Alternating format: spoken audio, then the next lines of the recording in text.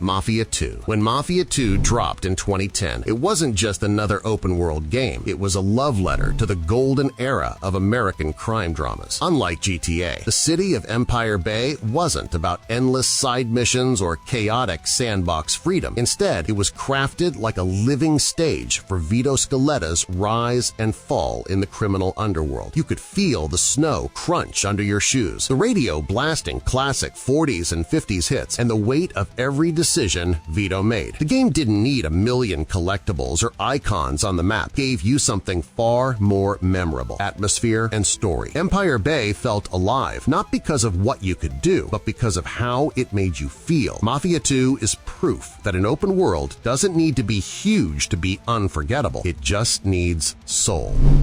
The Elder Scrolls V Skyrim. Skyrim is more than a game. It's a cultural phenomenon. Released in 2011, it set a new standard for what an open-world RPG could be. You weren't just playing a story. You were writing your own saga in a living, breathing fantasy world. One moment you're fighting dragons on snowy peaks, the next you're sneaking into ancient tombs filled with draugr, or simply wandering through forests picking flowers for alchemy. The beauty of Skyrim is freedom. You can be the chosen dragonborn, or you can ignore the main quests for hundreds of hours and live as a blacksmith, thief, or mage. And then there are the mods, thousands of them, that have kept Skyrim alive for over a decade, turning it into the ultimate playground. This game is still being played today, still being remade, and still being talked about, because Skyrim isn't just a world to explore, it's a world to live in. Far Cry 3. In 2012, Far Cry 3 redefined chaos and open-world shooters. It dropped us onto a tropical island that was as beautiful as it was deadly. From the very beginning, with Voss's unforgettable speech about insanity, you knew this wasn't going to be just another shooter. The island was your playground, hunting wild animals for upgrades, setting entire camps ablaze, hang-gliding off cliffs, or planting C4 on a jeep and sending it into enemy outposts. It was freedom, but freedom with teeth. The story of Jason Brody, a spoiled tourist turned ruthless survivor, perfectly matched the island's transformation. Paradise turned nightmare. And let's be real, the villain, Voss Montenegro, became one of gaming's most iconic antagonists, raising the bar for every Ubisoft game that followed. Far Cry 3 wasn't just about open-world freedom. It was about the madness that freedom brings.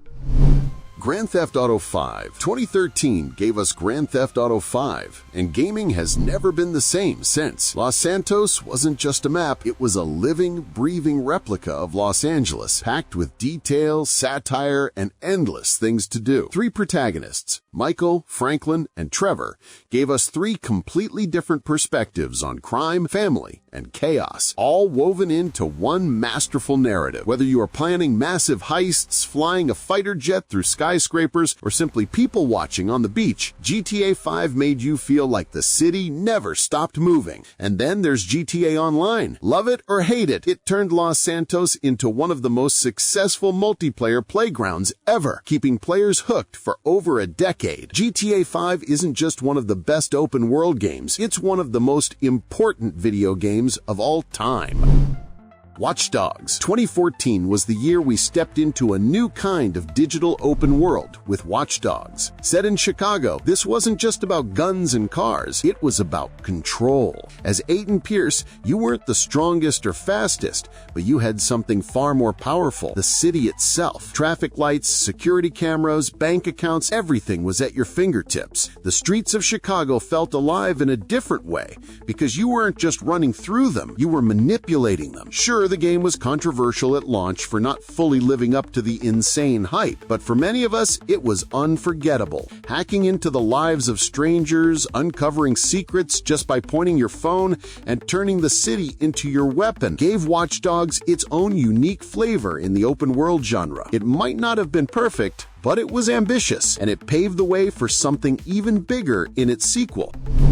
The Witcher 3 Wild Hunt. 2015 gave us a masterpiece, The Witcher 3 Wild Hunt. If Skyrim gave us freedom, The Witcher 3 gave us depth. This wasn't just an open world to wander, it was a world dripping with stories, characters, and choices that actually mattered. Riding through the war-torn lands of Valen, exploring the lush beauty of Skellige, or losing yourself in the city of Novigrad, every location felt like it had history and soul. As Geralt Geralt of Rivia, you weren't just slaying monsters, you were making decisions that could change entire regions.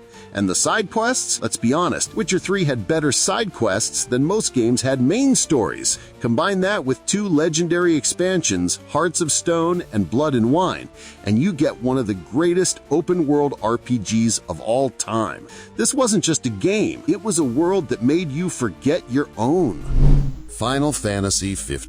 2016 was the year Square Enix finally unleashed Final Fantasy XV after almost a decade in development hell. And while the series had always been known for epic stories and iconic characters, 15 tried something bold. It gave us a massive open world to explore. Riding across the sprawling landscapes of Eos in your regalia felt unlike anything the franchise had ever offered. One moment you're camping under the stars with your brothers-in-arms, Noctis, Prompto, Ignis, and Gladiolus, and the next, you're battling colossal monsters in wide-open fields. The world was alive with hunts, dungeons, fishing spots, hidden bosses, and breathtaking scenery. Sunsets painted the sky, storms rolled in, and you could almost feel the bond of 4 friends on a road trip that just happened to include saving the kingdom. Sure, the second half of the game became more linear, but those early hours of pure freedom were unforgettable. The Legend of Zelda: Breath of the Wild. 2017 didn't just give us an open-world game, it redefined what the genre could be. The Legend of Zelda: Breath of the Wild was Nintendo's bold leap into freedom, and it changed everything. For the first time, Hyrule wasn't a series of dungeons and paths. It was a massive, seamless world where if you saw it, you could climb it. There were no invisible walls, no forced paths, just endless possibilities. Do you storm a camp head-on, set fire to the grass, or roll a boulder from a cliff? Breath of the Wild gave players tools and then simply said, figure it out. The result was pure magic. The cooking, the weather system, the way physics and chemistry interacted, it all made Hyrule feel alive. For many gamers, BOTW wasn't just the best game of 2017, it was the moment open-world design was reinvented forever. Red Dead Redemption 2. 2018 was the year Rockstar reminded the world what true immersion in an open world really means. Red Dead Redemption 2 wasn't just a game, it was a slow, breathtaking journey through the dying days of the Wild West. As Arthur Morgan, you lived the life of an outlaw, but also a man questioning his place in a changing world. What made RDR2 special wasn't just its jaw-dropping graphics or massive map, it was the detail, the way snow stuck to your boots, how horses needed feeding and care, how strangers could become friends or enemies depending on your actions. Every shootout, every campfire, every ride across the plains felt cinematic. And the story? A tragic masterpiece about loyalty, betrayal, and the cost of freedom. RDR2 isn't just an open-world game. It's one of the greatest stories ever told in gaming, wrapped in a world that feels as real as our own. Days Gone. In 2019, Days Gone showed us that open worlds can still surprise us, even in a crowded market. At first glance, it looked like another zombie survival game, but once you stepped into the boots of Deacon St. John, you realized this was different. The post-apocalyptic Oregon setting was vast, dynamic, and hostile. Hordes of freakers weren't just enemies, they were natural disasters. Waves of undead that could wipe you out in seconds.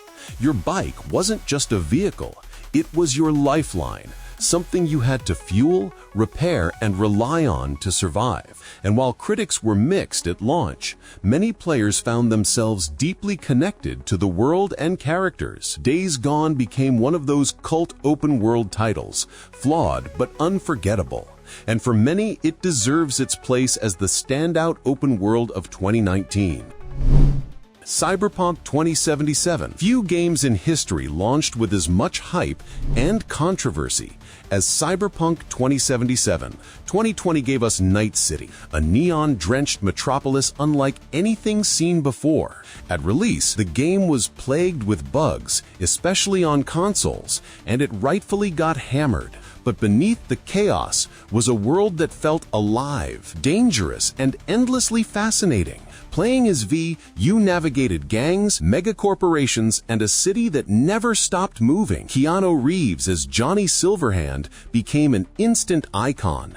And the mix of high-tech freedom with gritty storytelling gave Cyberpunk its unique identity. With years of updates and the incredible Phantom Liberty expansion, The game has earned redemption. Today, Night City stands as one of the most immersive and visually stunning open worlds ever built, proving that sometimes even the most troubled launches can turn into legends.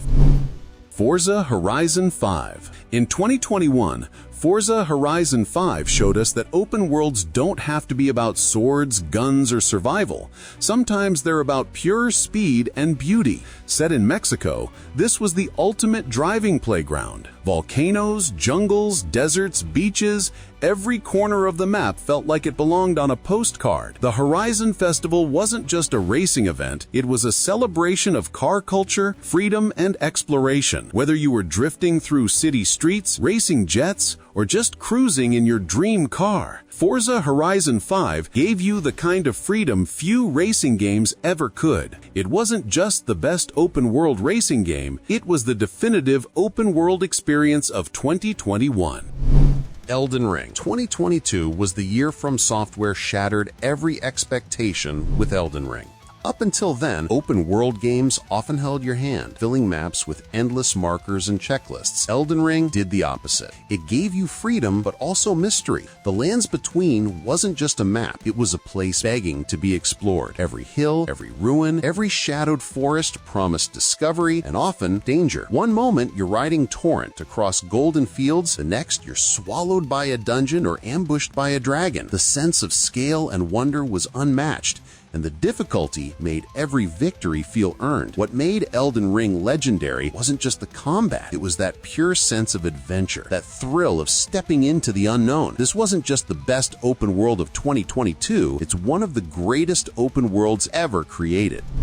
The Legend of Zelda Tears of the Kingdom. If Breath of the Wild redefined open worlds, Tears of the Kingdom in 2023 proved Nintendo could take it even further. This wasn't just Hyrule again, it was Hyrule expanded, layered, and transformed. You could soar into the skies, dive into mysterious underground depths, and fuse weapons and objects in ways that turned creativity into gameplay. Suddenly, every puzzle had multiple solutions, and every battle was a playground for imagination. The freedom of BOTW was already legendary, but TOTK turned that freedom into limitless possibilities. It was bigger, bolder, and somehow even more magical. For many players, Tears of the Kingdom wasn't just the best open world of 2023. It was proof that even when you think you've seen it all, gaming can still surprise you. Starfield. 2024 gave us Bethesda's most ambitious game yet, Starfield. For years, fans dreamed of Skyrim in space, and while expectations were sky high, Starfield delivered a galaxy worth exploring. Thousands of planets, massive cities, space stations, and endless side quests. The scale was almost overwhelming. You could build ships, join factions, mine resources, or just fly into the void and see what you'd find. While some critics said it spread itself too thin, for many players, Starfield was a dream come true, a universe of freedom, mystery, and discovery. It may not have been as intimate as Skyrim or Fallout, but its scope made it one of the most ambitious open worlds in gaming history. 2024 belonged to the stars. Assassin's Creed Shadows. Looking ahead to 2025, the torch for best open world almost certainly passes to Assassin's Creed Shadows. Ubisoft's long-awaited leap into feudal Japan is the setting fans have begged for over a decade. Imagine wandering Kyoto, scaling ancient temples, sneaking through bamboo forests, or dueling samurai under cherry blossoms. With two protagonists, a shinobi and a samurai, the game promises not just a massive map, but two very different ways to experience it. After years of experimenting with RPG systems, Assassin's Creed Shadows looks set to combine that scale with a setting that feels fresh and irresistible. For many, this will be the Assassin's Creed we've always wanted, and it's shaping up to be the defining open world of 2025.